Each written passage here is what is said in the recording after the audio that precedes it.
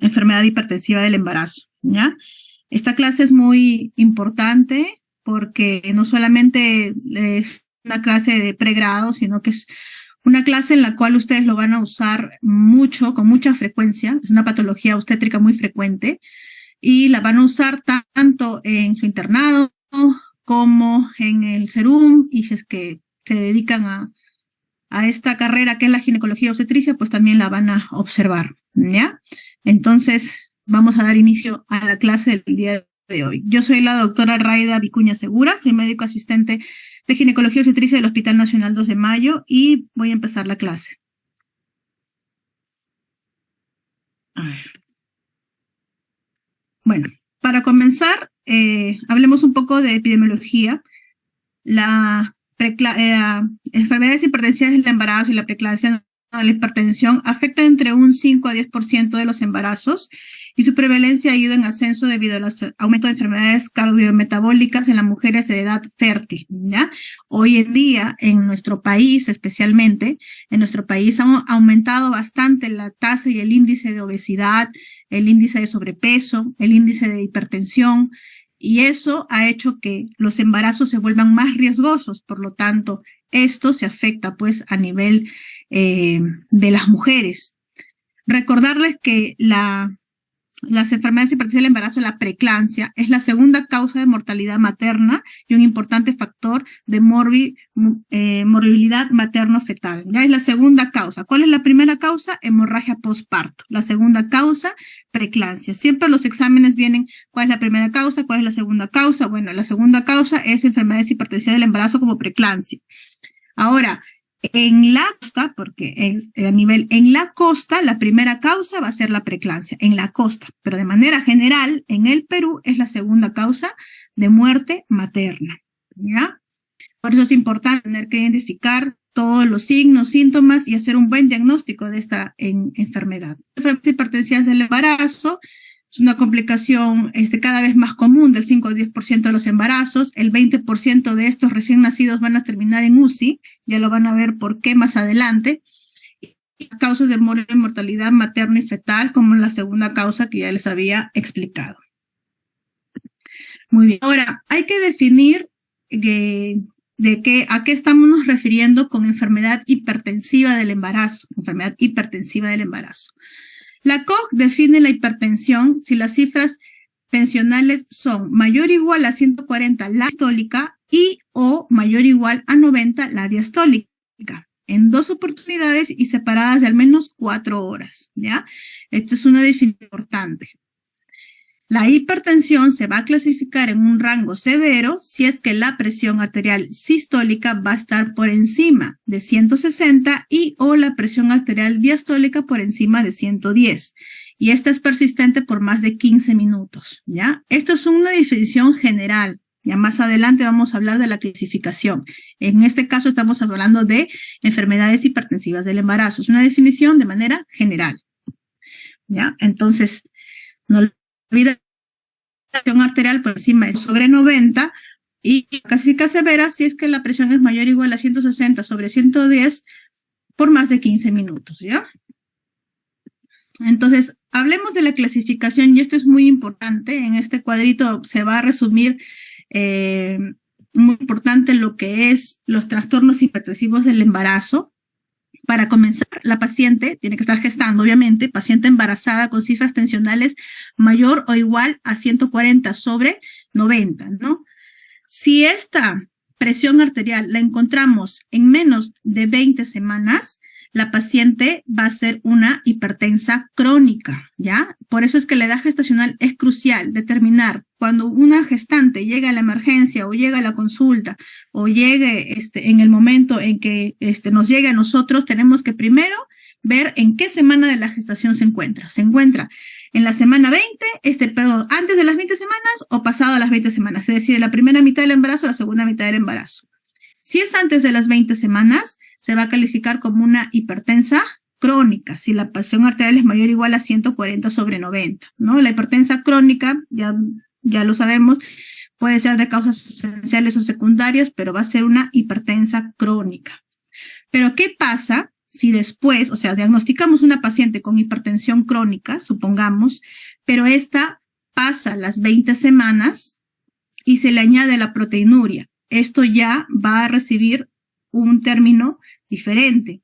Va a ser hipertensión crónica con preeclampsia sobreagregada, ¿ya? Entonces siempre es importante ver en qué semana encontramos la presión mayor o igual a 140/90. Si la encontramos pasada las 20 semanas, tenemos que verificar si la paciente tiene o no proteinuria o tiene o no algún síntoma de vasoespasmo o algún síntoma de severidad. Entonces, si la paciente pasa las 20 semanas, pero no tiene proteinuria, esto se va a llamar hipertensión gestacional. Pero si pasa las 20 semanas y la paciente tiene proteinuria, se va a llamar preeclampsia. Justamente toda esta parte que es preeclampsia, sin criterios y con criterios de severidad, lo vamos a detallar más adelante. Pero la clasificación se va a clasificar, como les dije, de esta manera. Hipertensa crónica si es antes de las 20 semanas, y si ya teniendo este diagnóstico de hipertensa crónica pasa sus 20 semanas y aparece una presión elevada más proteinuria, se va a llamar hipertensa crónica más preeclampsia sobreagregada. Si es que pasa las 20 semanas, no tiene proteinuria, se va a llamar hipertensión gestacional. Si pasa las 20 semanas y tiene proteinuria, se va a llamar preeclampsia, ¿ok? Si es que, por ejemplo, tenemos aquí a nuestra gestante de más de 20 semanas sin proteinuria, como mencionamos, la calificamos como hipertensa gestacional. Si esta hipertensión no ha cedido tras las 12 semanas por parto, la paciente se va a convertir en una hipertensa crónica, ¿ya? No se olviden. Es decir, por ejemplo, me llega una gestante de 37 semanas con presión arterial de 140/90, sin ninguna sintomatología, le pido proteinuria, me sale negativo, entonces es una hipertensa gestacional. Si esta pacientita se va de alta con presión elevada y después de las 12 semanas postparto sigue con presión alta, la paciente se convierte en una hipertensa crónica. Es decir, la hipertensión gestacional que viene a ser la presión elevada en una gestación sin proteinuria tiene que ceder a las 12 semanas postparto. ¿Ya? ¿Por qué? Porque es transitoria, tiene que ceder, y si no cede, pues se va a convertir en una hipertensa crónica. Ahora, si tenemos mayor o igual a 140/90 con proteinuria, se va a llamar preeclampsia, y la preeclampsia se va a calificar en con datos de severidad o sin severidad, de acuerdo al cuadro y de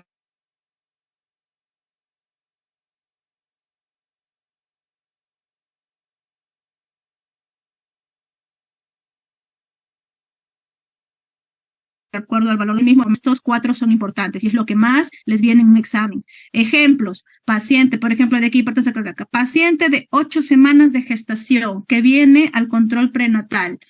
Al momento de hacerle su triaje, le encontramos una presión de 150/80. Tiene 8 semanas de gestación. Entonces, si tiene 8 semanas, no va a ser una preeclampsia, ¿no? Que va a ser una hipertensa crónica. 8 semanas. Esta paciente viene a su posterior control prenatal con 30 semanas. Esta paciente que ya diagnosticamos como hipertensa crónica, viene a las 30 semanas, refiere cefalea y se le toma una muestra de orina. La presión arterial la encontramos en 140/90 y le encontramos una proteinuria positiva. Entonces, nuestra hipertensa crónica se va a llamar hipertensa crónica más preeclampsia sobreagregada, ¿ya? Entonces, los ejemplos van a ser así, de esa manera. Paciente con 34 semanas de gestación, con 140/90 y proteinuria negativa, no tiene ningún síntoma. Diga usted el diagnóstico, que va a ser hipertensa gestacional, porque no tiene proteinuria, ¿ya? Y ahorita nos vamos a centrar en lo principal de esta clase, que es la preeclampsia, ¿ok? Pasemos entonces. Esto es un resumen de lo que se acaba de mencionar: hipertensión crónica diagnosticada antes del embarazo, durante las primeras 20 semanas de gestación, que no se resuelve en el postparto. Ya les dije aquí, si no se resuelven, si no ceden el postparto, se convierte en hipertensa crónica, ¿ya? Hipertensión gestacional o inducida por el embarazo, hipertensión diagnosticada por primera vez después de las 20 semanas de gestación sin proteinuria, ¿ya? Preeclampsia es un desorden multisistémico que se asocia a una presión por encima de 140/90 y proteinuria, que también ya lo voy a hablar más adelante, presencia de proteinuria, que desaparece después de que aparece, después de las 20 semanas de gestación, ¿ya? Eclampsia son la presencia de convulsiones de una paciente que una vez hemos diagnosticado de preeclampsia. Y bueno, la hipertensa crónica más preeclampsia sobreagregada, como les dije, es toda paciente hipertensa crónica que se le añade presión elevada más proteinuria, ¿ya? Muy bien. Hablemos un poco de la fisiopatología de la preeclampsia, porque ese es nuestro tema central el día de hoy dentro de las enfermedades hipertensivas del embarazo. Vamos a centrarnos en preeclampsia, ¿ok? Entonces, hablemos de fisiopatología. Eso es importante, por favor, tomen bastante atención, porque las preguntas del examen no solamente se basan en preguntas de caso clínico, sino también de todo lo que se les va a mencionar, ¿ya? Fisiopatología. Hablemos. Para comenzar, tenemos que hablar de las presencias de los vasos sanguíneos uterinos, ¿no? Tenemos que hablar de las ramas de la arteria uterina. El aporte sanguíneo principal del útero va a provenir de las arterias uterinas derecha e izquierda, ¿no? Para que se ramifican para formar en ese orden las arterias arcuata, radial, basal y espiral, ¿ya? Arteria arcuata, radial, basal y espiral. La espiral es la principal sobre todo.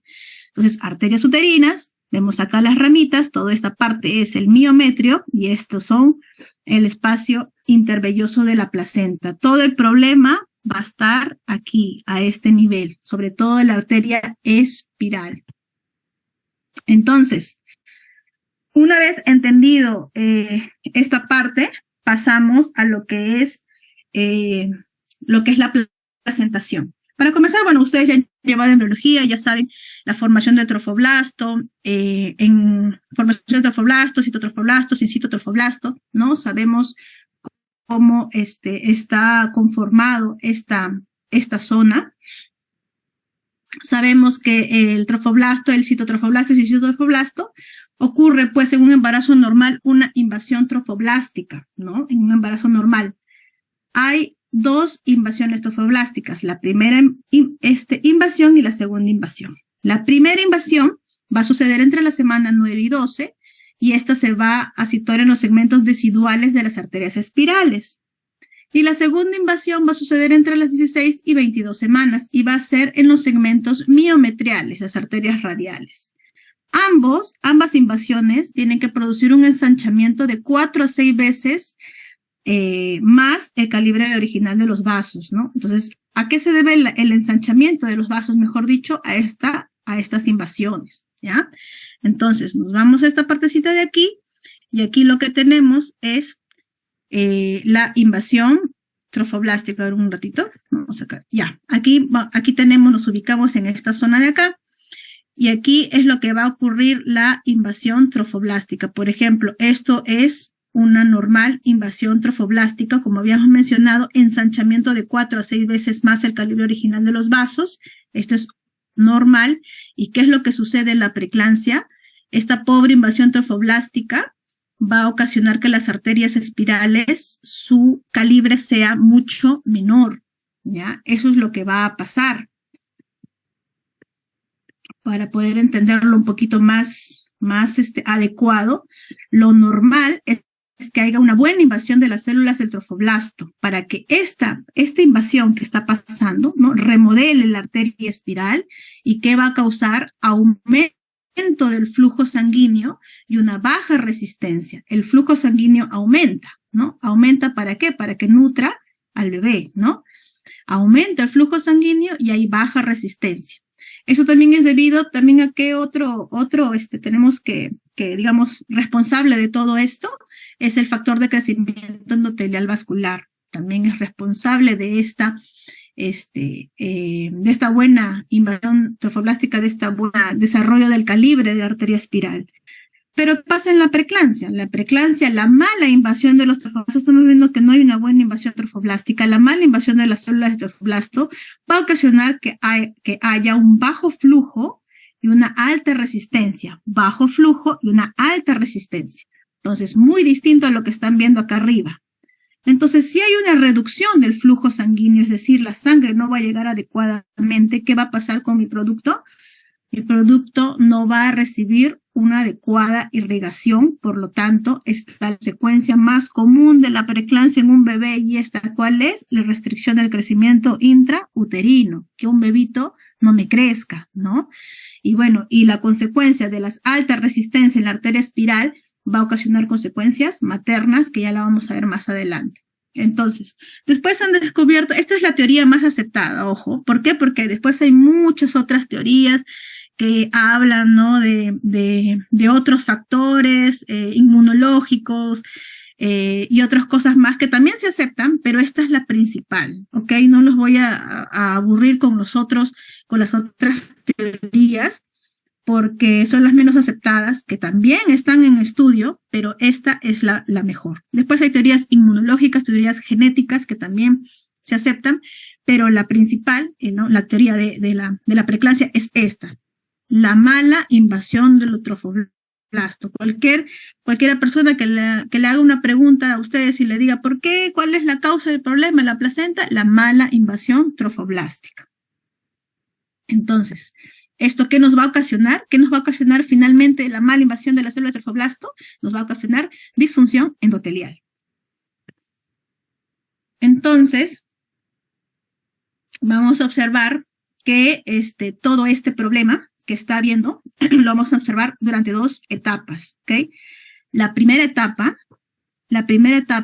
que va a ser los defectos de la invasión de trofoblasto, que va a ocurrir en las arterias espirales, no reemplaza las capas endoteliales, una disminución de la perfusión placentaria e hipoxia nos va a ocasionar una pérdida de elasticidad y una pérdida del control vasomotor. Toda esta primera etapa ocurre antes de las 20 semanas, antes de las 20 semanas.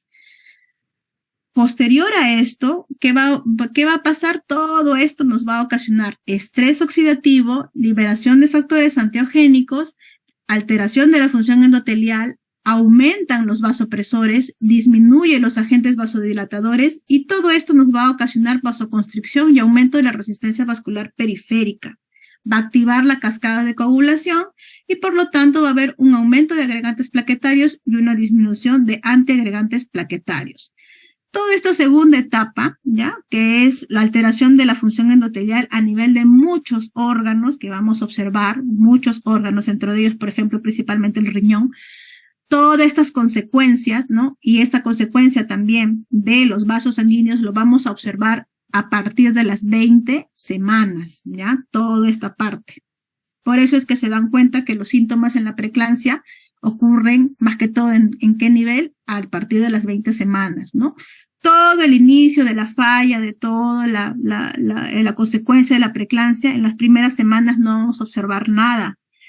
Antes de las 20 semanas va a comenzar a aparecer esto de aquí, no vamos a observar síntomas. ¿Dónde podemos observar síntomas y todo el resto de cosas? Aquí, en la segunda semana.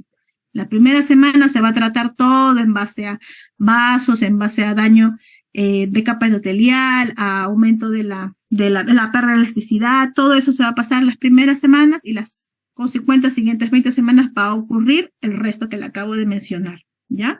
Importante tener en cuenta que aumentan los vasopresores y disminuye los vasodilatadores. Muy bien, entonces el daño endotelial, ¿qué me va a causar el daño endotelial? Porque ese es el fin de la preeclampsia, causar daño endotelial.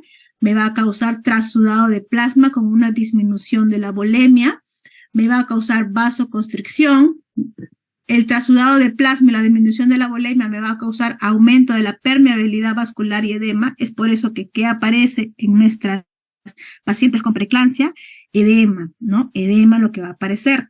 Disminuye la volemia interna, aumenta el trasudado de plasma, por lo tanto mis gestantes se van a hinchar y van a aparecer con edemas. ¿Qué va a ocurrir a nivel de la vasoconstricción? Va a aumentar el tromboxano, la endotelina y va a disminuir la prostaciclina y el óxido nítrico, ¿ya? Esto es lo que va a ocurrir. Finalmente, la disfunción del daño endotelial, ¿qué me va a ocasionar? Pues falla de los órganos. ¿Qué órganos? Necrosis hepatocelular, es decir, a nivel del hígado, endoteliosis glomerular, es decir, a nivel del riñón, isquemia del sistema nervioso central y problemas hematológicos, ¿no?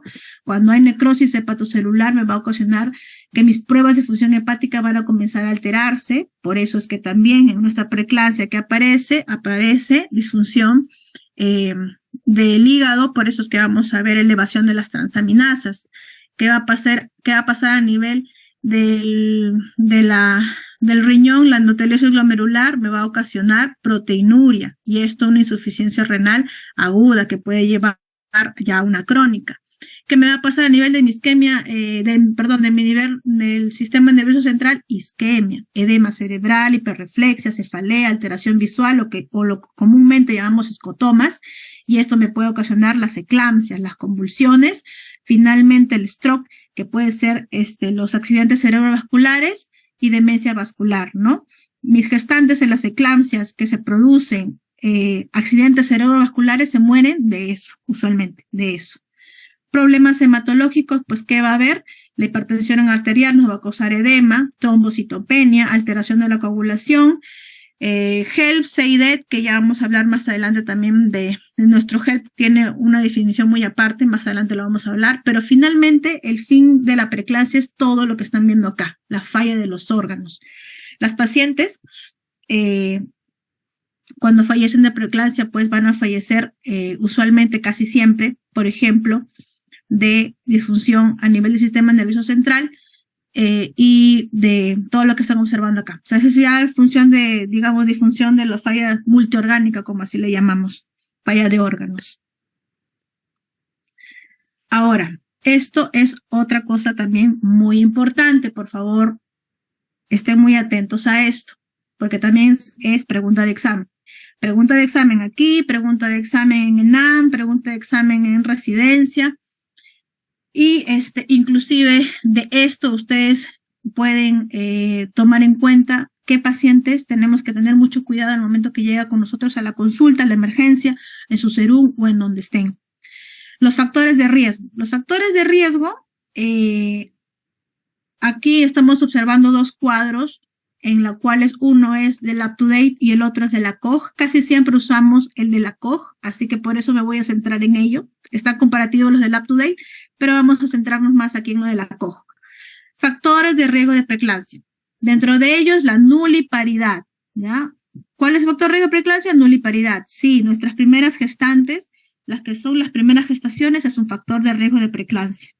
Otro factor de preeclampsia, gestación múltiple. La gestación múltiple es un factor de riesgo de preeclampsia, es decir, nuestros embarazos gemelares, nuestros gemelos, trillizos, cuatrillizos, son lo que son factores de riesgo para preeclampsia.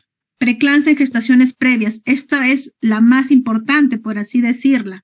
Es decir, si mi pacientita ha tenido antecedente de preeclampsia, tiene de 8 a 10 veces mayor el riesgo de hacer preeclampsia, de 8 a 10 veces más. Por eso es que digo que es importante.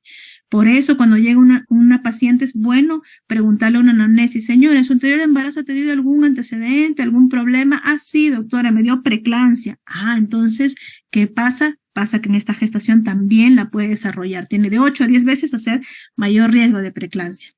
Nuestras pacientes hipertensas crónicas, igual, el mismo grado, de 8 a 10 veces, tienen riesgo de hacer preeclampsia, ¿no? Las pacientes hipertensas crónicas. Las pacientes con diabetes gestacional, nuestras pacientes con trombofilias, lupus eritematoso sistémico, un índice de masa corporal por encima de 30, es decir, obesidad, síndrome antifosfolipídico, una edad materna mayor a 35 años o también edades extremas de la vida, menos de 15 o más de 35, tiene factor de riesgo para hacer preeclampsia, enfermedades renales, terapia de reproducción asistida, ¿no? La terapia de reproducción asistida, llamémosles el FIP, la fertilización in vitro, apnea obstructiva del sueño. Entonces, estos son mis factores de riesgo para preeclampsia. Es decir, si yo tengo una paciente que me llega con alguna de este antecedente, tiene un factor de riesgo. Y si tiene, pues, preeclampsia, gestación previa, hipertensión arteriocrónica, tiene de 8 a 10 veces más riesgo de hacer preeclampsia.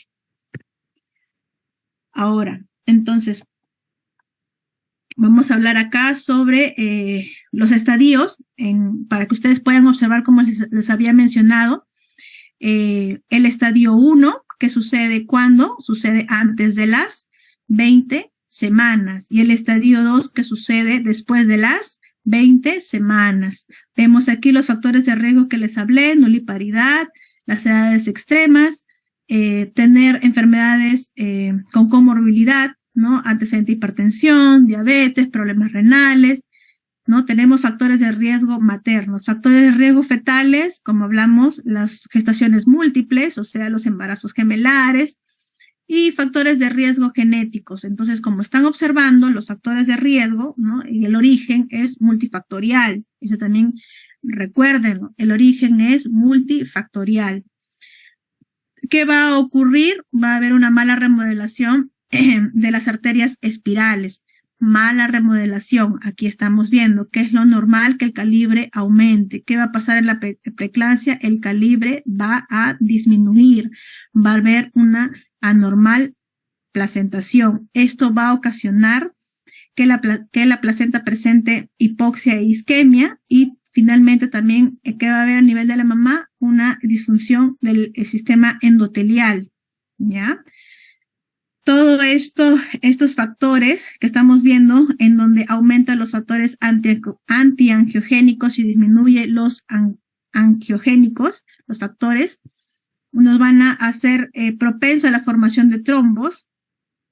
Va a haber una fuga capilar, va a haber aumento, como les dije, de edema, va a haber una disminución de la volemia, va a haber constricción periférica, vasoconstricción periférica, y todo este problema de la mala circulación materna nos va a ocasionar todo lo que estamos observando aquí abajo. Complicaciones. ¿Qué complicaciones va a tener la mamá? Preeclampsia, y va a tener síndrome de HELP, que ya vamos a hablar más adelante ahorita, que había hablado yo de que va a ocasionar disfunción multiorgánica, ¿no? Disfunción a nivel del hígado, del riñón,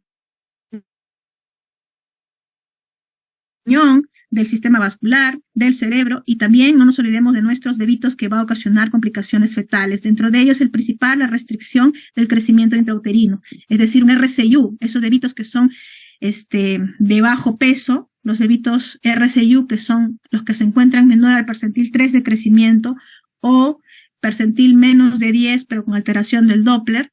Ese va a ser mi restricción de crecimiento uterino. Así van a ser mis bebitos. ¿Por qué? Por esto de la isquemia que les había mencionado. ¿Qué más me va a ocasionar la preeclampsia? Me puede ocasionar hipoxia fetal, me puede ocasionar partos pretérminos, oligohidramnios, DPP, y finalmente la muerte intrauterina del feto o los óbitos fetales. Entonces, todo esto es mi círculo de mi progreso de la preeclampsia, desde que se concibe hasta el final.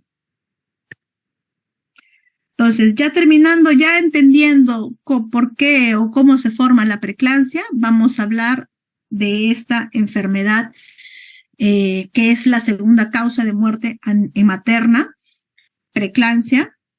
Eso también es muy importante, chicos, que sepan la definición. La definición de preeclampsia es la hipertensión de la gestación, que sería presión arterial sistólica por encima de 140 y o diastólica por encima de 90, pasada las 20 semanas de gestación, que es acompañada de una o más de las siguientes condiciones. ¿Cuáles son las condiciones? Una proteinuria, presencia de proteinuria. ¿Qué tipo de proteinuria? Pues proteinuria mayor a 2 cruces en una tira reactiva o en un sedimento de orina. Mi relación proteína-creatinina mayor o igual a 30 miligramos milimol. Mi relación albúmina-creatinina mayor o igual a 8 miligramos milimol. O mayor o igual a 300 miligramos proteínas en 24 horas. ¿Ya? Entonces, ¿qué debe existir para llamar la preeclampsia? Proteinuria, o, porque acá dice, léanlo bien, acompañada de una o más de las siguientes condiciones, o otras funciones de daños terminales maternos, es decir, complicaciones neurológicas como cefalea, escotomas, alteraciones hematológicas como por ejemplo la plaquetopenia, alteraciones renales como por ejemplo mi alteración de la creatinina, que ahorita lo vamos a hablar, y mi alteraciones hepáticas como elevación de TGO y TGP.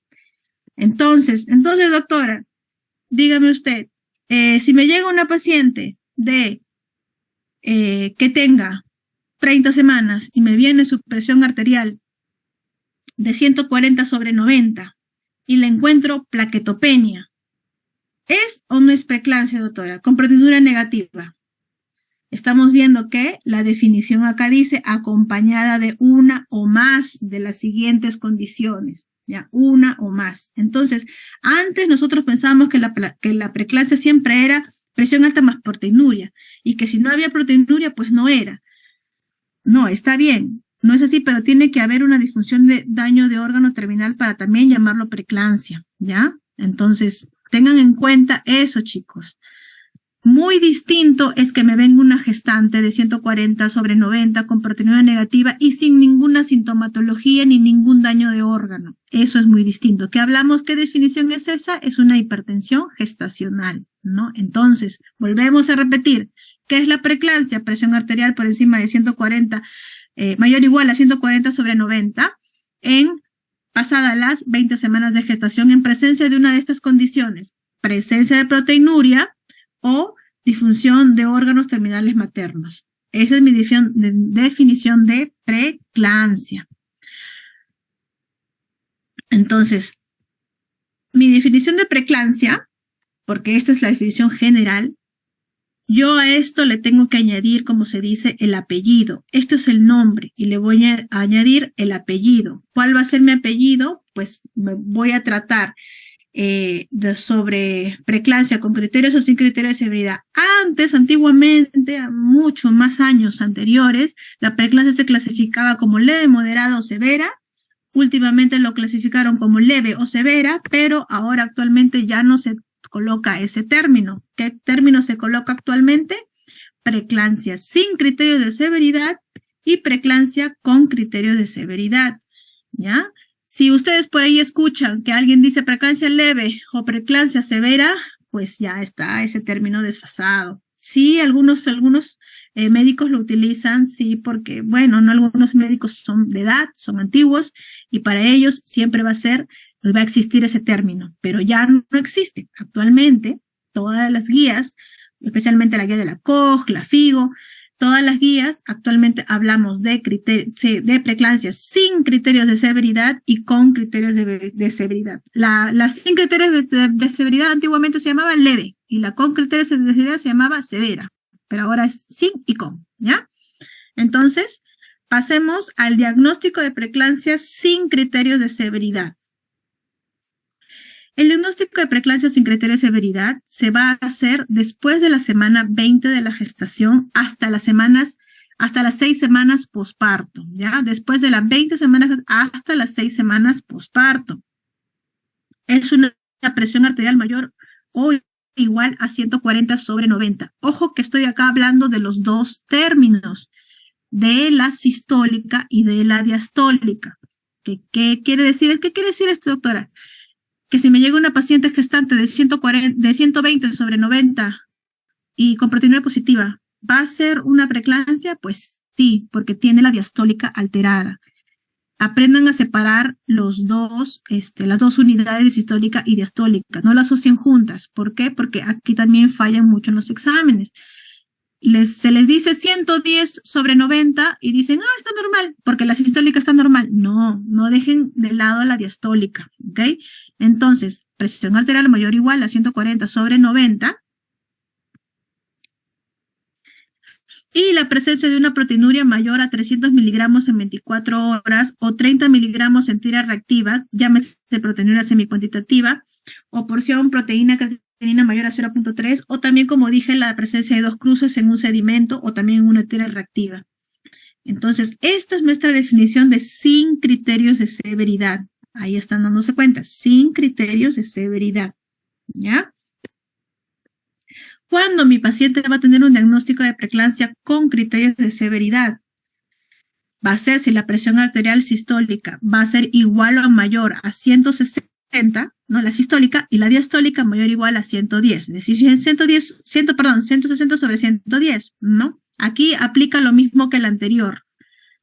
Ambas, tener en cuenta, tomarlas así las dos por separado. La misma premisa, si me llega una gestante con de 30 semanas con presión arterial de 120 sobre 100, de 130 sobre 120, yo no lo voy a llamar sin criterio de severidad, ya tengo una alterada, ¿no? ¿Cuál es? La diastólica, así que esa va a ser con criterio de severidad. Nunca dejen de separar la sistólica con la diastólica, ¿ya? ¿Qué más me va a aparecer para llamarla con criterio de severidad? Trombocitopenia, ¿no? Plaquetopenia menor a 100.000, va a ser severa. ¿Qué más? Alteración de la función hepática, elevación de las transaminasas hasta más del doble. ¿Qué otra cosa más? Sintomatología, como persistencia del dolor en cuadrante superior derecho o epigastrio, es decir, dolor abdominal. Si la paciente viene con dolor abdominal, dolor a nivel de la boca del estómago, que es el epigastrio, o dolor en el hipocondrio derecho, pues eso también es un signo de severidad. Insuficiencia renal progresiva, es decir, elevación de la creatinina por encima de 1.1, también es un criterio de severidad. Y finalmente, presencias de alteraciones como edema pulmonar, alteraciones de isómeros visuales, lo que son los escotomas, la cefalea y edema agudo de pulmón, eso también es un criterio de severidad. Como se están observando, en la anterior solamente es presión arterial mayor o igual a 140 sobre 90 con proteinuria, eso solamente es sin criterio de severidad. Y con criterio de severidad no solamente es la presión arterial elevada, sino también la presencia de todas estas alteraciones a nivel de los órganos. Plaquetopenia, elevación de las transaminasas, que va a ser TGO, TGP por encima del doble, insuficiencia renal progresiva, como es la creatinina por encima de 1.1, edema agudo de pulmón o presentación de algunos desórdenes visuales como escotomas y también la cefalea. Eso va a ser un diagnóstico de preeclampsia con criterios de severidad. También es preguntas de examen, no de definición, sino de casos clínicos. Por eso tienen que aprender las definiciones de sin criterio de severidad y con criterio de severidad.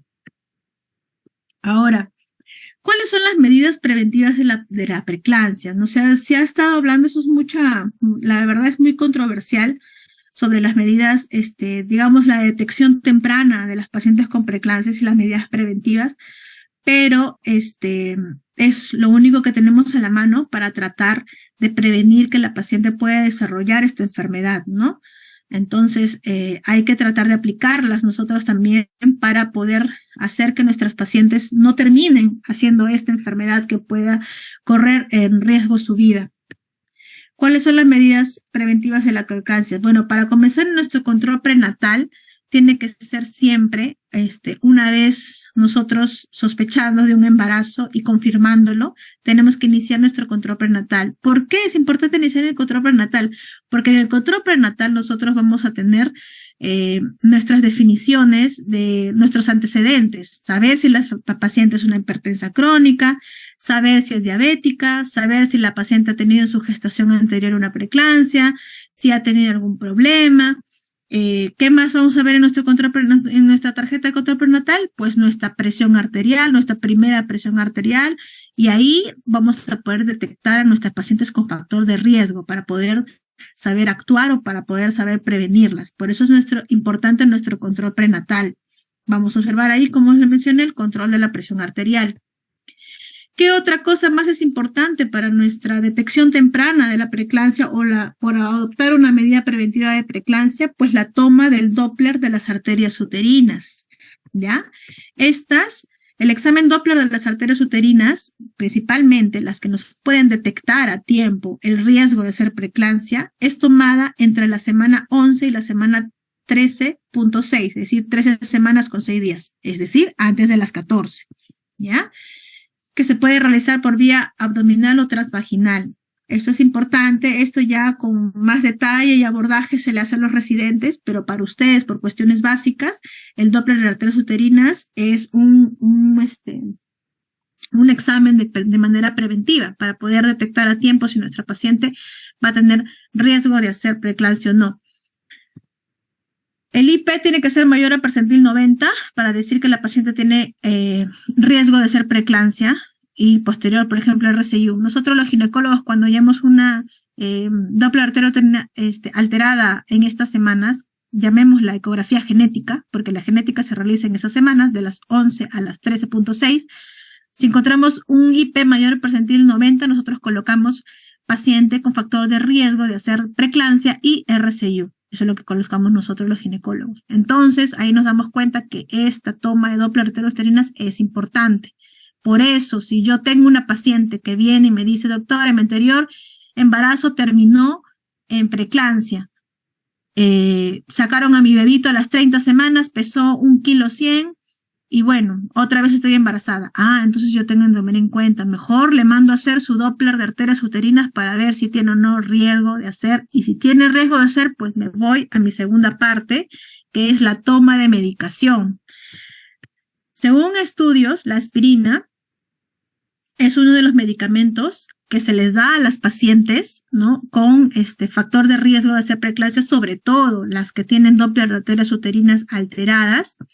¿Por qué? Porque el tratamiento con dosis bajas de aspirina se dice que altera el equilibrio de prostaciclina y tomboxama, que hemos visto que son los responsables. Entonces, si yo doy aspirina a mi paciente, lo puedo ayudar y prevenir que esta paciente desarrolle preeclampsia más adelante. La dosis es de 75 a 100 miligramos vía oral. Usualmente casi siempre es 100 miligramos, menos de 150 miligramos, y se hace a partir de la semana 12 de la gestación. Se le da, a partir de la semana 12 de gestación hasta el parto. Doctora, ¿cuál es mi límite de iniciar aspirina? ¿Cómo hablamos de las invasiones trofoblásticas? Se dice que es, disculpen, un momentito, se me ha corrido acá, se me cerró, ya. Se había dicho que era justamente en esa temporada, o sea, hay que iniciarlo antes de la semana 16, porque si yo inicio mi aspirina pasada las 16 semanas, ya no me va a hacer efecto. Por eso es importante que cuando yo hago un diagnóstico de una Doppler de arteria uterina alterada, yo ni bien ahí podría iniciar mi aspirina, ni bien en mi mismo consultorio, o decirle a la paciente que acuda al consultorio lo más pronto que pueda para que pueda iniciar de una vez la aspirina, que se inicia desde la semana 12 y se prolonga, como acá estamos mencionando, hasta el parto. Pero no iniciarla después de la semana 16, porque ya el daño ya está hecho. Pasadas las 16 semanas el daño ya está hecho, y por más que le dé yo aspirina, no va a funcionar. Entonces, tengo que darla antes de la semana 16, ¿ya? Desde la semana 12 hasta el final del parto, hasta antes de la semana 16. Después, ¿quién más también se ha mencionado que ayuda a prevenir la preeclampsia? Lo que es el calcio, ¿no? El calcio sabemos que va a reducir la sensibilidad vascular de la angiotensina 2, y esto pues nos va a ayudar en todo nuestro desencadenamiento del desarrollo de la preeclampsia. Las dosis va a ser de 1 gramo a 1,5 a partir de la semana 12 hasta el parto, lo mismo que la aspirina. Y bueno, eso es lo que tenemos hasta el momento de lo que es medidas preventivas de la preeclampsia. Es digamos, lo médicamente posible que nosotros podemos hacer. Algunas veces, a pesar de recibir el tratamiento, nuestras pacientes terminan también en preeclampsia, y eso es algo que ya se nos escapa de la mano. Pero algunas pacientes pues sí ha funcionado, ¿no? Para algo se hacen los estudios y por algo se proponen los tratamientos. Entonces, pero es importante saber en qué momentos darlos para poder ayudar a nuestra paciente. Finalmente, pasemos al tratamiento de la preeclampsia. Pregunta de examen: ¿cuál es el tratamiento definitivo de la preeclampsia? El culmino del embarazo. ¿Por qué? Porque ¿dónde decimos que estaba el problema? ¿Dónde empezó el problema? En la invasión trofoblástica. ¿En dónde empezó el problema entonces? En la placenta. Entonces, ¿cuál es el tratamiento definitivo? Pues terminar el embarazo. Hay que sacar la placenta porque ese es el problema, ¿no? Ojo que también ha aparecido situaciones en donde la preeclampsia se ha desarrollado después de la expulsión del bebé, ¿no? Es decir, después del nacimiento del bebé, la preeclampsia posparto. Esto es muy poco frecuente, pero también ocurre. Entonces, pero para cuestiones básicas de examen, para cuestiones básicas de aprendizaje de ustedes y para que sepan que la frecuencia de la preeclampsia ocurre, pues pasadas las 20 semanas obviamente y en el momento del embarazo. Y su tratamiento definitivo es culminar el embarazo. Ahora, ¿por qué vía? Eso es lo que vamos a determinar. Vía vaginal o vía cesárea. Vamos a saber cuál. Entonces, el tratamiento definitivo de la preeclampsia, terminar el embarazo. Los objetivos de mi tratamiento, es decir, los objetivos de mi culminación del embarazo va a ser obtener un recién nacido sano y mantener la salud de la mamá. Eso es lo que nos va a llevar finalmente a tener que hacer un buen tratamiento. Yo no puedo sacar a mi bebito por sacarlo, porque simplemente ya dije ahorita que el tratamiento es culminar el embarazo y yo me viene una paciente con 28 semanas y yo voy a sacar a mi bebé. No, es un bebito prematuro. Todo va a depender de cómo puedo mantener la salud de mi mamita bien y al mismo tiempo tratar de sacar un bebito sano y bueno, ¿no? Por eso es que mi tratamiento va a ser ¿qué? Controlar mi presión arterial, al mismo tiempo que va a ser un objetivo de mi tratamiento, evitar que mi paciente presente convulsiones, y el manejo obstétrico va a depender mucho de la severidad del cuadro del cual me esté presentando mi paciente y mi edad gestacional. Por eso vuelvo a mencionar, ¿cuál es el manejo de la paciente? Depende bastante de mi edad gestacional y depende de la severidad ante el cuadro con el que me estoy presentando. Entonces, ¿cómo va a ser el manejo de preeclampsia según mi edad gestacional? Va a ser, por ejemplo, si yo me encuentro con una paciente menor a 34 semanas, lo que yo debo hacer es madurar los pulmones de mi bebito, tratar de, si es que es una paciente que presenta pues mal control de mi presión arterial, instaurar mi antihipertensivo, permitiendo y ajustando dosis, hacer monitoreos fetales y ver que mi bebito se encuentre bien, y exámenes de laboratorio para saber si están apareciendo o no daño de falla orgánica. ¿Ok? Es decir, si mi paciente presenta una buena respuesta en mi tratamiento, el manejo va a ser conservador. Conservador significa que yo tenga que esperar, porque es antes de las 34 semanas. Ojo, antes de las 34 semanas, ¿qué es lo que va a pasar?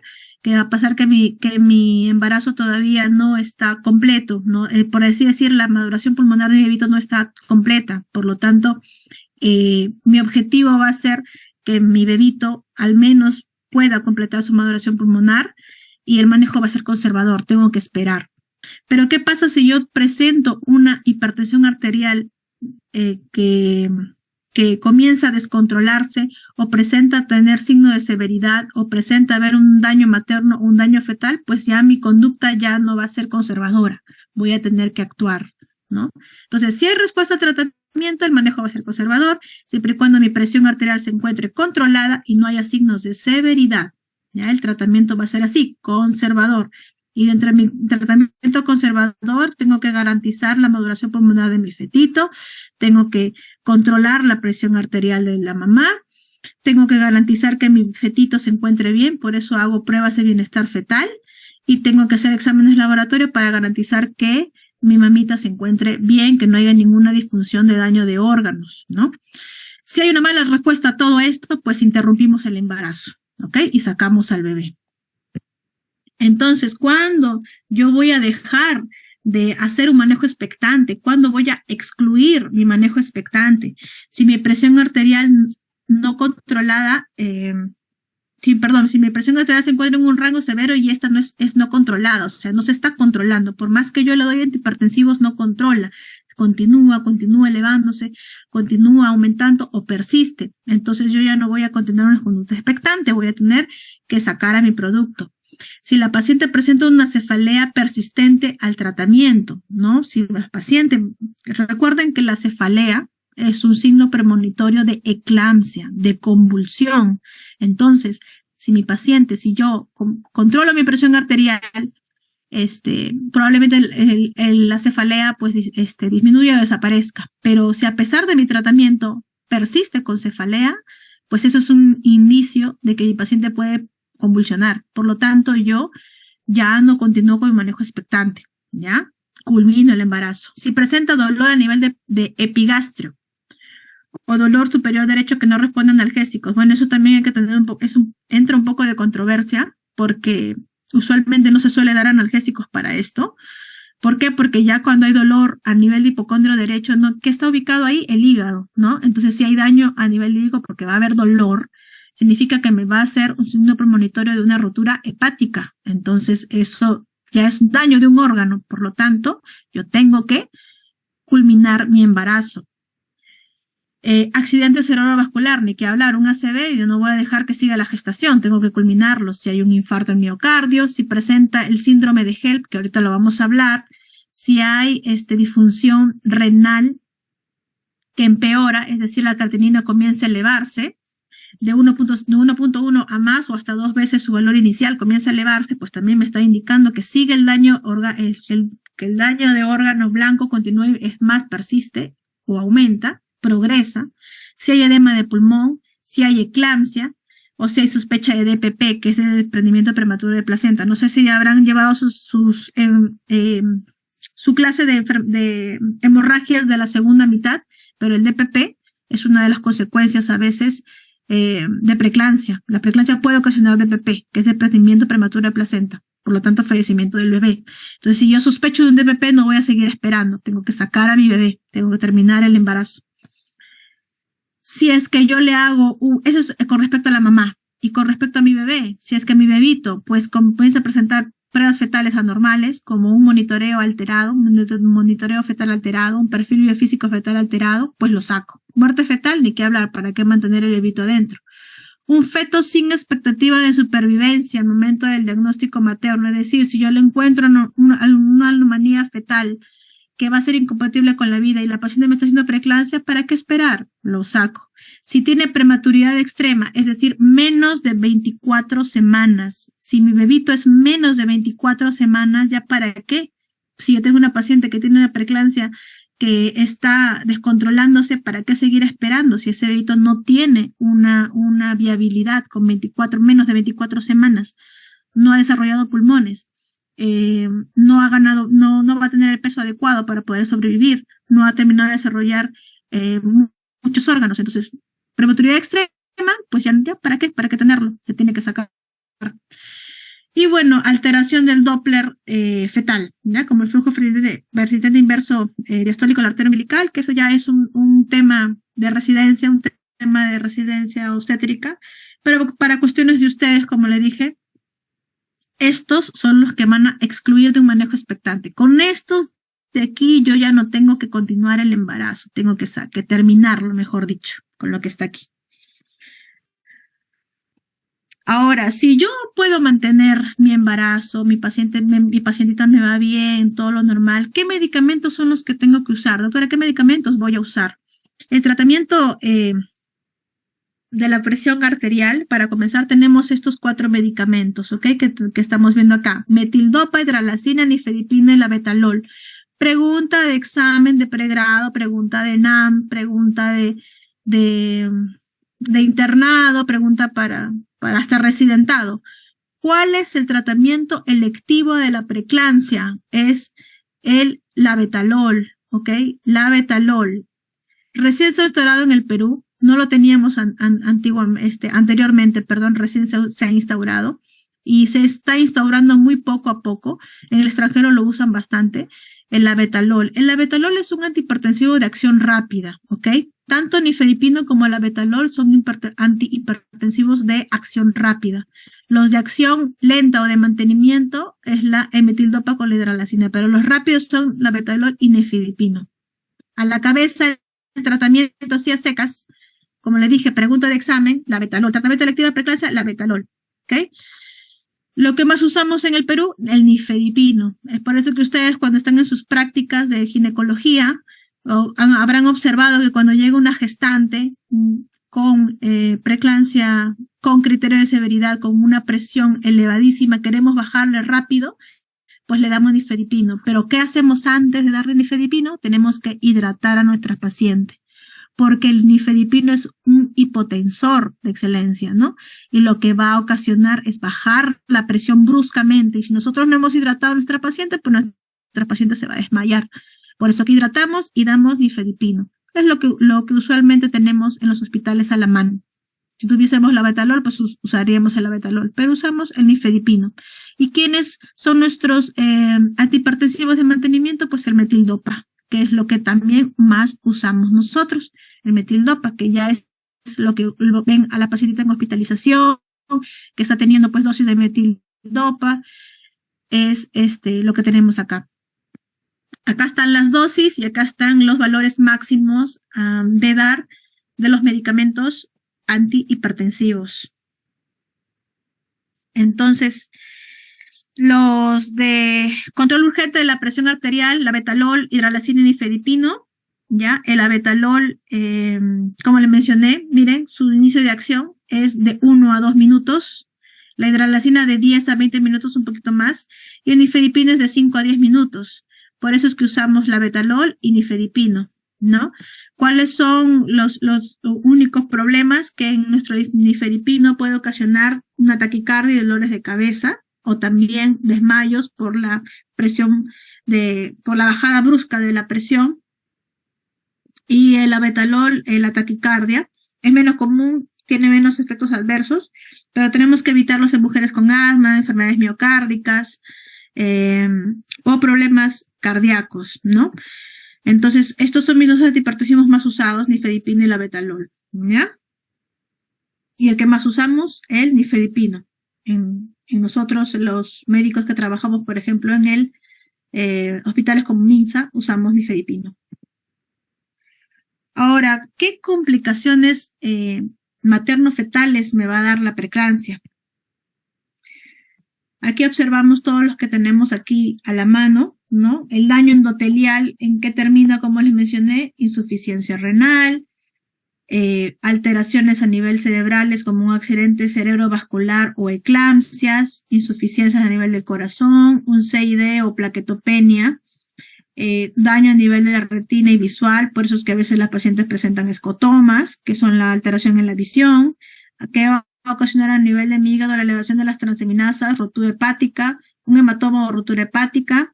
A nivel de mi placenta, ¿qué va a pasar con mi bebito? Va a ocasionar un desprendimiento prematuro de placenta o restricción de crecimiento, edema de pulmón, y todo esto le llamamos falla multiorgánica, ¿no? Que me puede terminar en muerte de la mamá. Hablemos de eclampsia. ¿Qué es la eclampsia? La eclampsia está definida como la presencia de convulsiones generalizadas en mujeres con preeclampsia, siempre y cuando las convulsiones sean tónico-clónicas no atribuibles a otras causas. ¿Qué quiere decir? Que si me viene una paciente que tiene pues una presión arterial de 140/90, de repente, proteinuria negativa, y me convulsiona, y de repente llega la mamá y me dice, doctora, por si acaso mi paciente es epiléptica. Ah, ya, es epiléptica, con esa presión y la proteinuria negativa está convulsionando, pero es epiléptica. Probablemente se trate de la epilepsia, ¿no? Por eso se dice que si la paciente presenta una convulsión que no es atribuida a otras causas, pues es eclampsia, ¿ya? Al igual que la preeclampsia, la patogenia sigue sin conocerse. En los países de desarrollo se presentan entre 5 al 8% de mujeres con preeclampsia, y es muy importante el diagnóstico, porque una vez ya hecho la presencia de convulsiones, pues nos indica de que está habiendo una falla a nivel del cerebro, ¿no? Entonces, lo clásico, paciente con preeclampsia que me hace convulsión tónico-clónica, es eclampsia. Entonces, la aparición de las convulsiones van a ser de 1 a 3 minutos, usualmente. Va a ocurrir vasoespasmo cerebral, hemorragia cerebral, edema cerebral, encefalopatía metabólica y encefalopatía hipertensiva, ¿ya? Entonces, los signos del eclampismo van a ser rigidez de la cara, hiperreflexia, ¿no? La hiperreflexia, la rigidez de la cara, y también la cefalea, son los que, digamos, nos puede decir de que la paciente va a presentar ya está, digamos, como que premonitorio a hacer eclampsia, una convulsión. Si comienza a ponerse una rigidez, hay aumento hiperreflexia, la cefalea. Signo de eclampismo. ¿Cuál va a ser el manejo de la eclampsia? El manejo va a ser, para comenzar, mi prevención, Mi prevención, ¿en dónde me voy a centrar mi prevención de la eclampsia? Cuando yo encuentre una preeclampsia con criterios de severidad. Es por eso, chicos, que toda paciente de preeclampsia con criterios de severidad tengo que darle tratamiento. ¿Y cuál va a ser tengo que dar, perdón, una prevención para hacer mi eclampsia? ¿Y cuál va a ser mi tratamiento? Pues el sulfato de magnesio, ¿ok? Eso es lo que ustedes comúnmente conocen como clave azul, como hay que sulfatearla, como instaurar el tratamiento de sulfato de magnesio. Eso va a ser en mi manejo de preeclampsia con criterios de severidad. Mi manejo de preeclampsia con criterios de severidad va a ser sulfato de magnesio. ¿Y qué más va a ser? Esto me va a ayudar a prevenir la eclampsia. ¿Cuál es el esquema del tratamiento? El tratamiento es 4 gramos endovenosos durante 20 minutos y 1 gramo endovenoso por hora, ¿ya? Es decir, empiezo con una dosis de ataque y le doy una dosis de mantenimiento. Esto me tiene que durar, se puede prolongar hasta 24 horas posparto, y si es en una gestación muy temprana, pues solamente 24 horas, ¿ok? Y se puede mantener hasta 24 horas por parto. Obviamente que cuando yo doy un tratamiento como sulfato de magnesio, lo que tengo que hacer es controlar mis reflejos osteotendinosos, mi frecuencia respiratoria y mi diuresis. ¿Por qué? Porque el sulfato de magnesio me puede causar lo que nosotros conocemos como intoxicación por sulfato de magnesio. Es decir, si yo me paso, por así decirlo, me estoy pasando la mano en darle esta dosis, yo puedo ocasionar a mi paciente una muerte. ¿Y cómo voy a ver si la paciente se está intoxicando? Pues haciendo un control de reflejos osteotendinosos, su frecuencia respiratoria y su diuresis, ¿ok? Se dice de que cuando la dosis de sulfato de magnesio, ¿no? O la dosis de magnesio está por encima de 9 a 12, va a haber lo que son ausencia de reflejos, la arreflexia, la pérdida de reflejo patelar. Si la paciente comienza a tener somnolencia, significa que mi dosis está entre 10 a 12 miligramos de sulfato de magnesio. Si la paciente comienza a tener un paro respiratorio, está en 14. Si tiene una parálisis muscular, en 15. Y si tiene un paro cardíaco, en 30. Entonces, todos estos aumentos de dosis de sulfato, toda la toxicidad se va a ir observando aquí, como están viendo. Esto es lo que yo tengo que controlar. Por eso es que ustedes, cuando sean internos también, cuando llegue una paciente así para instaurar el tratamiento de sulfato de magnesio, a ustedes le van a decir, chicos, por favor, controlen a la paciente cada 15 minutos reflejos, diuresis y frecuencia respiratoria. Porque si el reflejo, ¿por qué? Porque si comienza a haber arreflexia, hay signo de intoxicación. Si la respiratoria es menos de 12 por minuto, signo de intoxicación. Si la diuresis es menor a 0.5 cc por kilo por hora, pues es dosis aumento de intoxicación. Entonces, para eso se trata eso. ¿Y yo qué hago? ¿Qué hago si es que encuentro yo una intoxicación por sulfato de magnesio? Estoy aumentando dosis. ¿Qué hago, doctora? Pues suspendo el tratamiento y doy el antídoto. ¿Cuál es el antídoto? Gluconato de calcio. 1 gramo endovenoso durante 5 minutos. ¿Ya? Entonces, no se olviden. El antídoto de la intoxicación por sulfato de magnesio, ¿cuál es? Gluconato de calcio, en dosis de 1 gramo endovenoso cada 5 minutos. Doctora, ¿pero qué pasa si es que yo le doy sulfato de magnesio y mi paciente sigue convulsionando? Pues si sigue convulsionando, cambio a un tratamiento. Acá dice, en refractaridad o hay estatus epiléptico, es decir, el paciente me sigue convulsionando, me sigue, a pesar del sulfato, pues uso diazepam, ¿ya? Ojo, el diazepam no es el primer manejo de la eclampsia o de preeclampsia con criterio de severidad. El diazepam no es mi primer manejo. Mi primer manejo va a ser sulfato de magnesio, ¿ya? Ese va a ser mi primer manejo. Si hay refractariedad o estatus, pues uso diazepam. Toda paciente que presente eclampsia, pues va a tener que ser controlada por UCI, ¿no? Vamos a tener que proteger lo que es la vía aérea. Hay que colocarla de cúbito lateral izquierdo, hay que tener una buena hidratación y hay que optar por medidas farmacológicas, ¿no?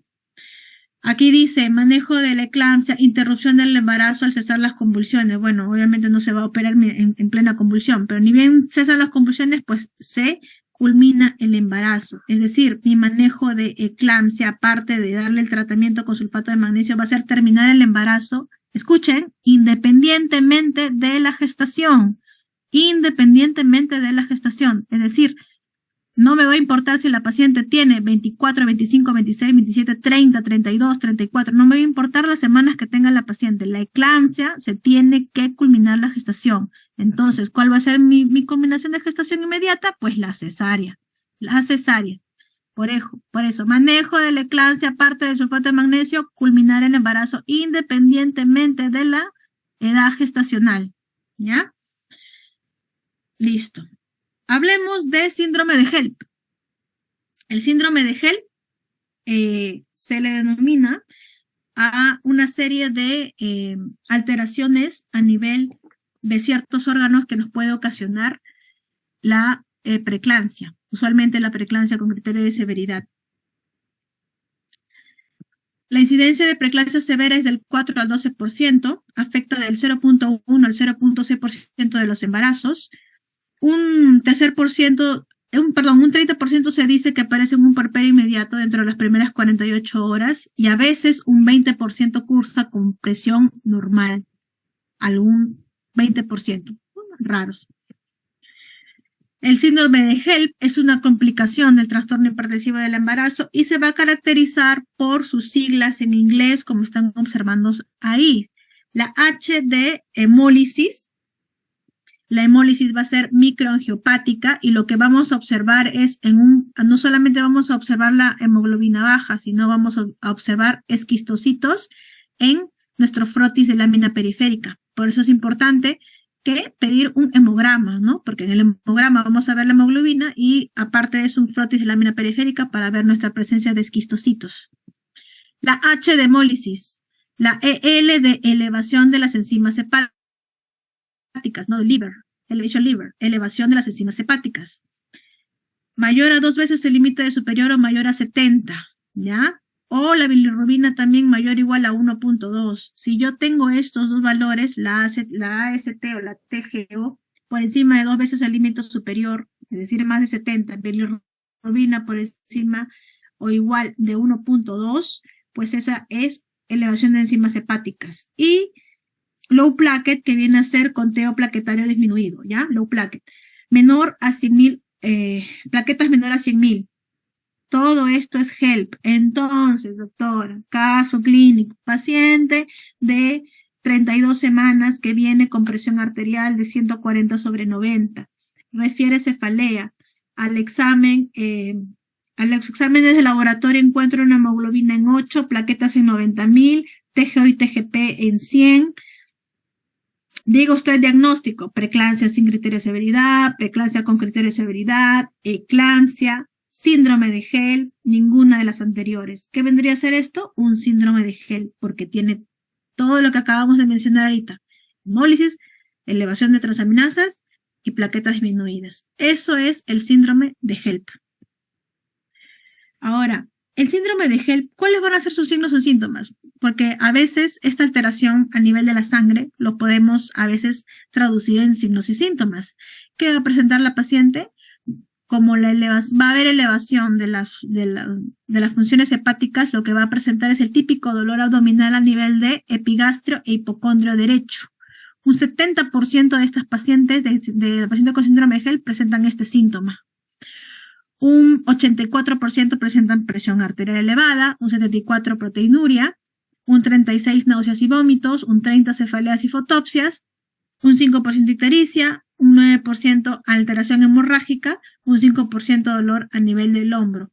Pero el dolor abdominal es el síntoma más sugestivo de inicio de HELP y es el que me da un mayor valor de pronóstico. Es decir, si me llega una paciente gestante, porque yo escuché un caso, por ejemplo, en la maternidad, cuando yo estuve rotando y haciendo residencia de una paciente que tuvo rotura hepática, llegó haciendo la historia con el familiar, lo que el familiar me menciona, que la pacientita tenía 34 semanas de gestación, me decía que mi esposa, doctora, barría y me decía que le dolía la boca del estómago. que le ardía. En un inicio pensó que era como gastritis, pero ella siguió haciendo sus cosas y seguía el dolor en la boca del estómago y esta vez fue como si alguien le hubiera dado una puñete o una patada haciéndole quitar el aire. No podía, no podía continuar con el dolor y de repente comenzó a agarrarse la boca del estómago y el lado derecho. Y finalmente se desmayó y por eso la llevé a la emergencia. Y cuando llegó a la emergencia, llegó con rotura hepática. 4 litros de sangre en el interior. La paciente había hecho un gel y es un síntoma sugestivo de inicio de HELP, sí, ¿ya? Porque te puede traducir en un mayor porcentaje a rotura hepática. Dolor epigástrico en el epicondrio derecho. Ahí están viendo, ¿ya? Entonces, aquí, por ejemplo, estamos viendo un video. Esa fase 1 será control de daño. El empaquetamiento tiene su ciencia. Es decir, no es colocar compresas al libre albedrío, un orden específico y en el contexto del hígado. Es importante tener en cuenta que esa colocación de compresas debe... Ya, a mí hemos visto un video corto de lo que ocurre en pacientes con síndrome de HELP. Ahí están viendo una fotito del hígado. Esto de aquí es un hematoma subcapsular, ¿ya? Todo esto de aquí, ¿cómo comienza? Con edema e hinchazón de la cápsula de Gibson. Y eso es lo que ocasiona el dolor. Y finalmente, cuando sigue la inflamación de la cápsula y estamos viendo la presencia del hematoma, pues el dolor aumenta. Entonces, el hematoma subcapsular hepático, ¿qué produce? Rotura hepática. Nosotros, para manejo de rotura hepática, lo que nosotros hacemos es empaquetamiento uterino, como están observando acá en lo que es aquí el manejo, por ejemplo. Nosotros de manejo de rotura hepática, empaquetamiento uterino. Agarramos las gasas como compresas y comenzamos a comprimir lo que está roto. La parte que está dañada o que está rota, pues se comprime y se usan todas las gasas que estamos ahí. Acá están viendo, por ejemplo, todo esto se deja abierto, ¿eh? Se deja con una bolsa de Bogotá encima. Aquí. Lamentablemente, el tener una rotura hepática tiene altísimo índice de mortalidad materna. Ya encontrando daño a nivel del hígado, el daño, digamos, ya hasta endotelial es tan alto que la paciente llega a ser un cuadro de CID, que es coagulación intravascular diseminada, y eso ya es un círculo vicioso. La sangre coagula, sangra, coagula, sangra, y finalmente se mueren, pues, ¿no? Entonces, eso es lo que es las consecuencias del síndrome de HELP. Entonces, ya finalmente, para poder terminar la clase, ¿cuáles son las recomendaciones que tenemos que seguir de todo lo que hemos llevado más adelante? Para comenzar, no debemos usar antihipertensivos en preeclampsia sin criterios de severidad. Eso es importante, chicos. No usar antihipertensivos en preeclampsia sin criterios de severidad. Sabemos la que sin criterio de severidad es la donde no hay daño de órgano blanco y donde nuestra presión está en 140/90. ¿Por qué voy a usar antihipertensivos? No debo de usar. ¿Y por qué no debo usar, doctora? Porque si no voy a enmascarar una preeclampsia que me pueda complicarse más adelante. Por eso no uso antihipertensivos. Una preeclampsia sin criterio de severidad, yo puedo tener dos manejos de opciones. Entonces, ¿qué puedo hacer, doctora, ahí? Tengo dos opciones. O tengo conducta expectante, pero si mi embarazo ya está término, 37 semanas, pues lo saco. ¿Y por qué vía? Como es sin criterio de severidad, pues puedo decidir si va a ser la vaginal o la cesárea, dependiendo de las condiciones maternas, ¿ya? Entonces, no usar antihipertensivos en una preeclampsia sin criterio de severidad. Usar sulfato de magnesio en gestantes con preeclampsia con criterio de severidad. ¿Para qué? Para nuestro manejo y también para evitar las convulsiones. Ya les dije, el sulfato de magnesio evita las convulsiones. Usar el sulfato de magnesio en lugar de fenitoína en gestante con preeclampsia, o sea, se usa, no se usa el diazepam ni la fenitoína, ya les dije, sulfato de magnesio, ¿no? sulfato de magnesio en lugar de diazepam y getafe con preeclampsia con criterio de severidad. Si estamos ante una preeclampsia con criterio de severidad, pero tiene menos de 24 semanas, como ya les expliqué, no es compatible o sea, no tiene un buen pronóstico fetal. Tenemos que priorizar la salud de la madre, así que si tenemos algo que no podemos controlar, una preeclampsia con criterio de severidad que está descontrolada, presión descontrolada y todo lo demás, pues culminamos el embarazo. Se recomienda solamente la conducta expectante en preeclampsia con criterio de severidad si este embarazo sucede entre las 24 y 36.6 semanas, o sea, es 33.6 semanas, o sea, 24 a 34. Como les dije en la anterior diapositiva, antes de las 34, siempre y cuando no exista una hipertensión arterial descontrolada, compromiso de daño de órgano blanco o compromiso fetal. También ya les hablé de la diapositiva en donde dice cuándo excluimos el manejo expectante. Si es que estamos ante una preeclampsia con criterio de severidad y estamos entre las 34 semanas para adelante, pues culminamos el embarazo en ese momento. La vía va a depender de qué tanto esté afectada la mamá o el bebé. Toda paciente que tenga por encima de las 37 semanas, tenemos que culminar el embarazo si se trata de una preeclampsia, ¿ya? Si se trata de una preeclampsia por encima de las 37 semanas, debemos de culminar el embarazo.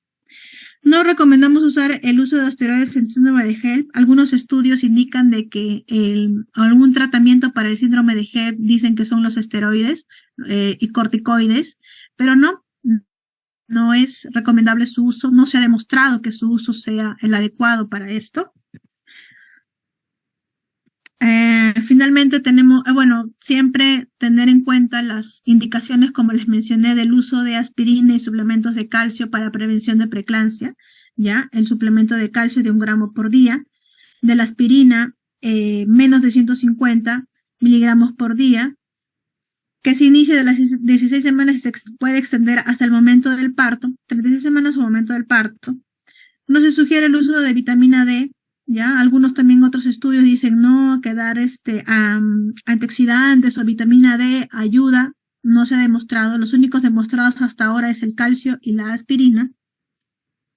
Y bueno, eso sería todo con respecto a esta clase que acabamos de presenciar hoy.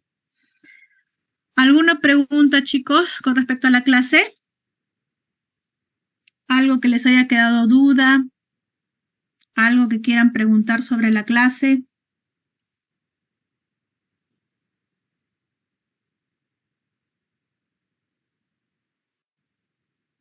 ¿Todo ha quedado claro?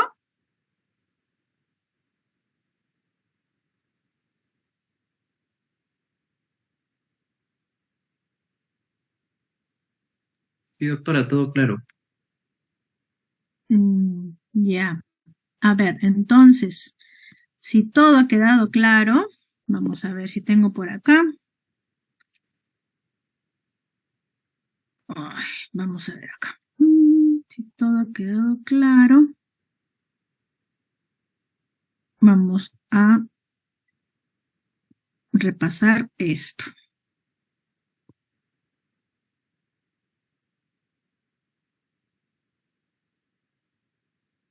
A ver. Creo que se congeló mi pantalla. Se ha quedado en la clase, ¿verdad? Sí, doctora, se quedan las diapositivas. A ver, un ratito. Un momento. Ya. Muy bien. Entonces, si ha quedado todo claro, comenzamos con este pequeño repaso. Paciente mujer de 17 años, gesta 1 para 0, es decir, primigesta, 32 semanas por ecografía precoz, derivada de su centro de salud porque presenta una presión arterial de 140/100, en presencia de tira reactiva 2 cruces de proteínas, niega cefalea, niega escotomas, niega tinnitus. En relación a su manejo, señale la respuesta correcta. A. Se debe iniciar antihipertensivos de inmediato. Nifedipino es el fármaco de elección. B. Colocar vía endovenosa, se pedirán exámenes de perfil de preeclampsia. C, culminar el embarazo de manera inmediata. D, iniciar sulfato de magnesio a dosis de ataque de 4 gramos endovenosos en 20 minutos. Y E, el Doppler de la arteria umbilical nos indicará el bienestar fetal. ¿Cuál es la respuesta ahí?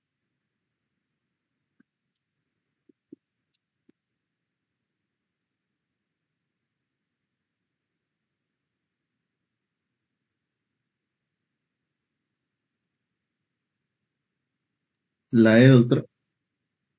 La E. ¿Otro que diga otra respuesta? La B, doctora. Culminar la gestación. ¿La B, doctora? La B. ¿Quién más? ¿Quién más va a responder? ¿La C, doctora? La C. ¿Culminar el embarazo?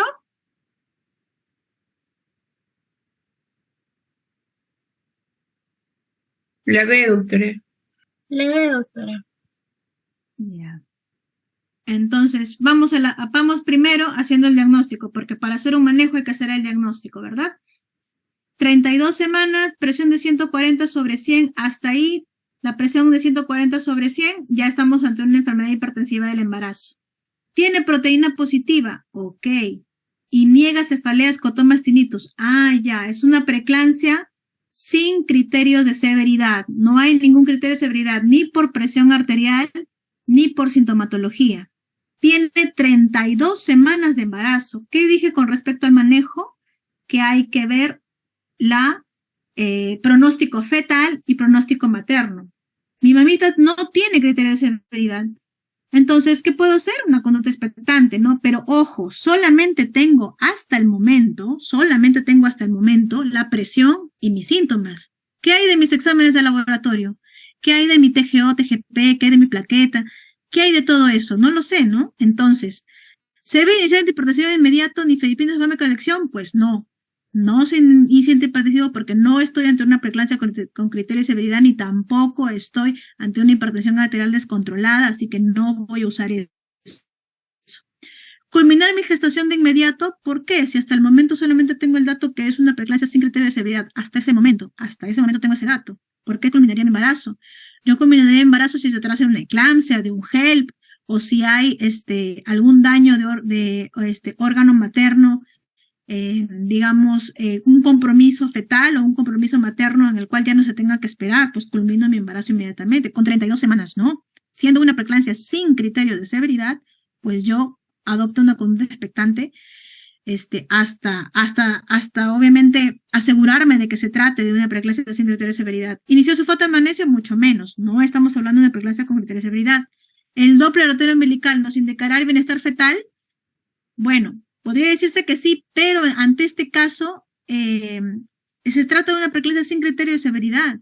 Entonces, ¿cuál es la respuesta correcta? Colocar su vía endovenosa y se pedirá exámenes de perfil de preeclampsia. ¿Por qué? Porque yo tengo que darme cuenta si mi preeclampsia es con, aparte de lo que estoy teniendo ahí, está habiendo algún daño de órgano, ¿no? Para poder estar totalmente seguros de que se trate de una preeclampsia sin criterio de severidad. Por lo tanto, la respuesta es la B. A ver, respecto a la fisiopatología de la preeclampsia, marque usted lo correcto. Es consecuencia de una respuesta vascular anormal placentaria. Hay aumento de la prostaciclina y disminución del tromboxano, que genera la vasoconstricción. Existe una inhibición de la segunda oleada trofoblástica que se realiza entre la semana 10 y 16. Tiene un componente de influencia genética y multifactorial. Existe una disminución de la resistencia vascular periférica, ocasionando una activación del sistema de coagulación vascular. Bueno, y esta pregunta sí está un poquito complicada porque recién ha recibido la clase, así que van a tener que leer un poquito más para poder obtener la respuesta. Yo sé que de repente mencionándole la clase de repente no han podido captar todo, pero aquí estamos viendo, ¿no? ¿Es consecuencia de una respuesta vascular anormal placentaria? Sí, verdadero. Ay, ya le dije la respuesta, por ejemplo. Es verdadero. ¿Hay aumento de la prostaciclina y disminución de heterodoxano que genera vasoconstricción? No, es al revés, ¿ok? Es al revés. ¿Existe una inhibición de la segunda oleada trofoblástica que se realiza entre la semana 10 y 16 semanas de gestación? No, la segunda oleada no se realiza en esa semana. ¿Tiene un componente de influencia genética y multifactorial? Sí, ya les dije, es multifactorial y genético. Si bien es cierto, la pobre invasión trofoblástica es la teoría más aceptada, también existe la influencia genética multifactorial. ¿Y existe una disminución de la resistencia vascular periférica? No, al contrario, ¿no? Aumento de la resistencia vascular periférica, aumento, ¿ya? Entonces, hay que entender la fisiopatología también, porque eso también es pregunta de examen. Sigamos. Paciente gestante de 25 semanas, 25, obesidad mórbida, acude a la emergencia con presión de 160/110, refiere cefalea, tinnitus, epigastralgia, edema en miembros inferiores 2 cruces, proteinúria en tira reactiva 50 miligramos por decilitro, con controles prenatales que nos indican que a las 8 semanas y 12 semanas la paciente tenía una presión de 140/90. Diga usted cuál es el diagnóstico. A. Preeclampsia con criterios de severidad. B. Hipertensión arterial crónica con preeclampsia sobreagregada. C. Eclampsia. D. Hipertensión arterial crónica. Y E. Hipertensión esencial. ¿Cuál es la respuesta ahí? La B.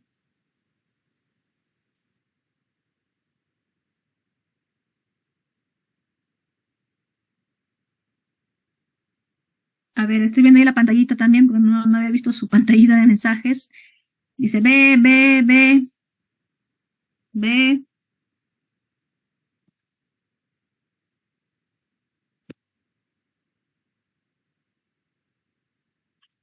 Se colgó mi pantalla. La respuesta es la B, ¿ya? Basta que nos fijemos en que la paciente tenía un antecedente de que a las 8 semanas y 12 semanas presentó 140/90, se trataría de una hipertensa crónica, ¿verdad? Y a eso le vamos a añadir lo que actualmente tiene. Una preeclampsia que se le ha sobreagregado. Hipertensión arterial crónica con preeclampsia sobreagregada. ¿Ya? Esa es la respuesta. Muy bien. Paciente gestante de 36 semanas con feto único vivo con diagnóstico de síndrome de HELP. Diga usted el tratamiento a seguir. 36 semanas. Estabilizar a la paciente, realizar cesárea segmentaria transversa para revisar superficie hepática. Estabilizar a la paciente, realizar cesárea mediana infraumbilical para revisar superficie hepática. Sulfatear a la paciente, evaluación por UCI y seguimiento hasta llegar a las 37 semanas. Maduración pulmonar y programar para una cesárea electiva. Estabilizar a la paciente, hospitalizar y monitoreo materno estricto.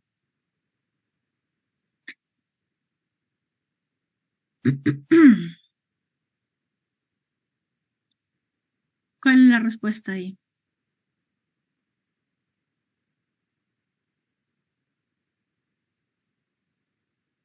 Ya, aquí se me pasó a explicarles. En realidad esta respuesta es básicamente para un residente. ¿Por qué? Por la técnica de lo que vamos a usar. Para comenzar, síndrome de HELP ya dijimos que el tratamiento es culminar el embarazo, ¿no? Así que lo que vamos a hacer, si es estabilizar a la paciente, significa simplemente colocarle una vía, hidratarla e inmediatamente hacer una cesárea. En este caso, la cesárea es mediana infraumbilical, es decir, una incisión vertical, digamos, en el abdomen, porque esa incisión me ayuda a ver hígado, ¿ya? La incisión transversal no me ayuda a ver hígado. La incisión transversal es, no sé si algunos han tenido la oportunidad de entrar a sala de operaciones con sus asistentes para ver una cesárea, cómo es. La incisión es a nivel de las espinas ciáticas y es transversa. Ese tipo de incisiones no me permiten ver hígado. Y en un HELP ¿qué hablamos? Que dijimos que el 79% viene con dolor hipocondrio, dolor en hipocondrio derecho, epigastrio, y casi la gran mayoría, ¿no? Con un pequeño porcentaje desarrollan hematoma a nivel de hígado. Y ese hematoma yo no lo voy a ver por una ecografía, no lo voy a ver en ese momento se visualiza al momento de hacer la incisión. Y la incisión es la mediana. Pero que ustedes no mucho le va a venir esto. En realidad la respuesta simplemente se va a tratar de estabilizar a la paciente y culminar el embarazo inmediatamente. Porque ese es el tratamiento del síndrome de HELP. Sulfatear a la paciente, hacer que llegue a las 36 semanas, no. Ya les dije, HELP y eclampsia, el tratamiento es culminar el embarazo inmediatamente. Maduración pulmonar y programar cesárea activa, mucho menos. 36 semanas, ¿para qué voy a madurar? Pulmones se maduran antes de las 34 semanas. Ojo, pulmones se maduran antes de las 34 semanas. Estabilizar a la paciente, hospitalizar y monitoreo materno estricto, no, pues no lo voy a tener en observación, un síndrome de HELP, ¿no? A ver, aquí ya más facilito todavía. Gestante 32 semanas que es síndrome de HELP, ¿cuál es la respuesta? Terminar con la gestación. Terminar la gestación, ¿ya? Esta pregunta les estoy haciendo una y otra vez para que ustedes se lo lleven bien a la mente, que un síndrome de HELP ya no se espera. No se espera, no me importa las semanas que tiene la paciente, se culmina el embarazo, ¿ya? Y listo. Entonces, chicos, espero que en realidad la clase haya sido muy productiva para ustedes. Como les mencioné, este es un tema muy importante, muy interesante, es un tema muy amplio en realidad, y lo van a usar siempre, ¿ya? Es una de las patologías que más van a ustedes observar a nivel de obstetricia, y su importante manejo, su adecuado diagnóstico y el importante manejo va a hacer que ustedes salven muchas vidas. ¿Por qué? Porque les mencioné, ¿no? La preeclampsia es la segunda causa de muerte materna. Tener una muerte materna en su centro de salud, en su serum, cuando ustedes lleguen a hacer serum, en realidad cuando lleguen a hacer desde el internado, dentro del internado van a tener muchas vidas en sus manos, no solamente nosotros los asistentes somos los responsables directos, también necesitamos, tengan en cuenta que nuestras deficiencias en los hospitales es tan amplia que nosotros necesitamos mucha ayuda, y una de esas van a ser ustedes. Entonces, si a nosotros se nos pasa, porque estamos muy ocupados, porque tenemos cesáreas, porque tenemos N cosas que hacer, a ustedes no se les debe pasar, ¿no? Y entonces, esta clase es para que también la apliquen ustedes en el día a día, ¿no? Van a convertirse en médicos, van a ser responsables de las pacientes. Cuando ustedes hagan serum, se van a comportar como un pediatra